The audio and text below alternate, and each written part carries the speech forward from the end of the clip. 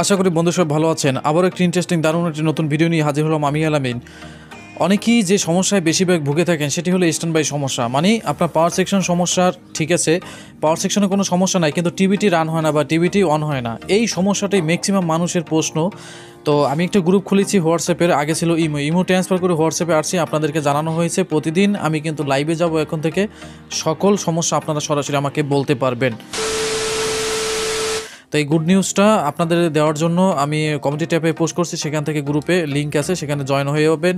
তো সেখান থেকে জয়েন করে নেবেন। তো আজকে আমাদের বিষয় হলো CRT টিভিতে স্ট্যান্ড বাই সমস্যা কেন হয়। তার নাম হলো মকসিদুল ভাই, সে এই সমস্যাটা ভুগতেছে অলরেডি। এছাড়াও আপনারা অনেকেই এই স্ট্যান্ড বাই সমস্যা নিয়ে বহুবার আমাকে অভিযোগ করেছেন, বহুবার আমাকে প্রশ্ন করেছেন যে আপনাদের টিভিটি অন হচ্ছে না। তো সহজ বিষয় আবারও আপনাদের কাছে আলোচনা করি, যদি এর আগে ভিডিও আমি দিয়েছিলাম।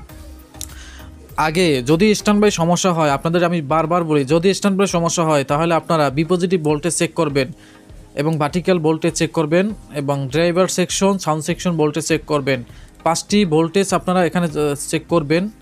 এখানে যে চপার থেকে 1 নাম্বার থেকে 5 পর্যন্ত আপনারা সাউন্ড সেকশন পর্যন্ত ভোল্টেজগুলো ভালোভাবে চেক করবেন। এইখান থেকে যদি ভোল্টেজ যদি সমস্যা থাকে, যেমন এই চপারের এই পিন থেকেই সবগুলো পিন থেকে, এখানে দেখেন এখানে বিপজিট থেকে এবং সাউন্ড পর্যন্ত যে কটা পিন আছে সব কটা পিন থেকেই কিন্তু সব ভোল্টেজ সব সেকশনে গিয়ে থাকে। এখন এখান থেকেই যদি সমস্যা হয় তাহলে স্ট্যান্ড বাই সমস্যা অবশ্যই দেবে বা যে কোনো সমস্যা দিতে হবে বা যে কোনো সমস্যা হতে পারে। তাই অবশ্যই আপনারা এই ভোল্টেজগুলো মেপে নেবেন।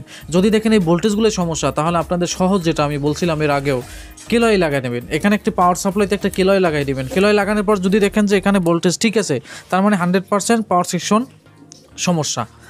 মানে যদি দেখেন কেলয়তে লাগানোর পর হয়েছে তাহলে পাওয়ার সেকশন সমস্যা। আর কেলয় লাগালে না লাগালো, কেলয়টি যদি লাগান তারপর যদি না হয় তাহলে বুঝতে হবে সেকেন্ডারিতেই সমস্যা। তাহলে এটা আপনারা কনফার্ম হওয়ার জন্য অবশ্যই এটা কেলয় লাগাই নেবেন। এরপর আপনারা এই ভোল্টেজগুলো মেপে নেবেন। এরপর আপনারা যে কাজটি করবেন, এখানে দেখেন এই যে দেখেন 5 ভোল্ট 8 ভোল্ট, এখানে 8 নাম্বার পিনে জঙ্গল আইসির 8 নাম্বার পিনে কিন্তু 5 ভোল্ট এখানে গিয়ে থাকে। এখানে 8 ভোল্ট 5 ভোল্ট এই রেগুলেটর সেকশন থেকে ট্রানজিস্টর থেকে যদি 5 ভোল্ট আমাদের এই যে সিস্টেম আইসিতে না যায় তাহলে কিন্তু কখনই স্ট্যান্ড বাই রিলিজ হবে না। 8 ভোল্ট যদি না আসে কখনই স্ট্যান্ড বাই রিলিজ হবে না। মেমোরি এসিতে যদি আমাদের 5 ভোল্ট যদি না হয় তাহলে কখনোই স্ট্যান্ড বাই রিলিজ হবে না। এখানে এই যে ST সাপ্লাই আছে, এখান থেকে ST সাপ্লাই যদি না আসে রিলিজ হবে না। 110 ভোল্ট যদি না থাকে তাহলে স্ক্রিনটি চালু হবে না। এখানে যদি ST সাপ্লাই ভোল্টেজ মিসিং যায় তাহলে অনেক সময় দেখা গেছে আমার টিভিটি অন হবে, সাউন্ড হবে, কিন্তু এখান থেকে ST লাইট আলো দেখা যাবে না। তো এই জন্য ST সাপ্লাই দেখতে হবে। ST সাপ্লাইয়ের পিছনে এখানে 27 ভোল্ট থাকে, এটা দেখতে হবে। ভার্টিক্যাল আইসির আউটপুট ইনপুট দেখতে হবে।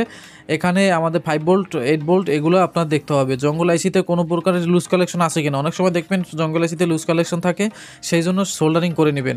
তাহলে এই যে সামান্য একদম সহজ ভাষায় আপনারা বলে দিলাম, এখানে কেলয় লাগানোর পরেই কিন্তু আপনি 100% শিওর হয়ে যাবেন যে পাওয়ার সেকশনের সমস্যা কিনা। পাওয়ার সেকশনে যদি সমস্যা হয় তাহলে কিন্তু এই দেখেন গোড়ায় যদি আমাদের সমস্যা থাকে তাহলে কিন্তু সব জায়গায় সমস্যা। তাহলে গোড়াটাকে আগে আপনার ভালো করতে হবে। এটা হলো পাওয়ার সেকশন। তাই পাওয়ার সেকশন কেলয় লাগানোর পর আপনি 100% শিওর হয়ে যাবেন এটা সেকেন্ডারিতে না প্রাইমারিতে সমস্যা। তো মকসিদুল বলে আপনি 8 ভোল্ট 5 ভোল্ট এখানে চেক করবেন, 8 নাম্বার পিনে 5 ভোল্ট আসছে কিনা এটা চেক করবেন, ভার্টিক্যাল আইসিতে আসছে কিনা চেক করবেন, ST সাপ্লাই আসছে কিনা এটা চেক করবেন, সকল ভোল্টেজ চেক করবেন। এই জন্য বারবার বলি যে আপনারা এই সব ভোল্টেজগুলো আপনি লিখে রাখবেন।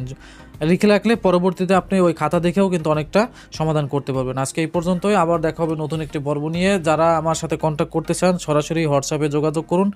আর প্রতিদিন লাইভে যাওয়া হবে বা একদিন পর লাইভে যাওয়া হবে, আপনাদের টাইম দেওয়া হবে, টাইম দিয়ে জানানো দেওয়া হবে কবে কি লাইভে যাব। অবশ্যই আপনারা যে গ্রুপে অ্যাক্টিভ থাকবেন, ওখানে আমরা প্রতিদিন আপনাদের জানিয়ে দেবো কখন কি লাইভে যাব, কোন কোন সমস্যা আছে সেখানে প্রশ্ন করতে পারেন। আজকে এই পর্যন্ত, কষ্ট করে ভিডিওটি দেখার জন্য অসংখ্য ধন্যবাদ। আবারও আসছে নতুন একটি চমক। ভালো থাকবেন, আল্লাহ হাফেজ।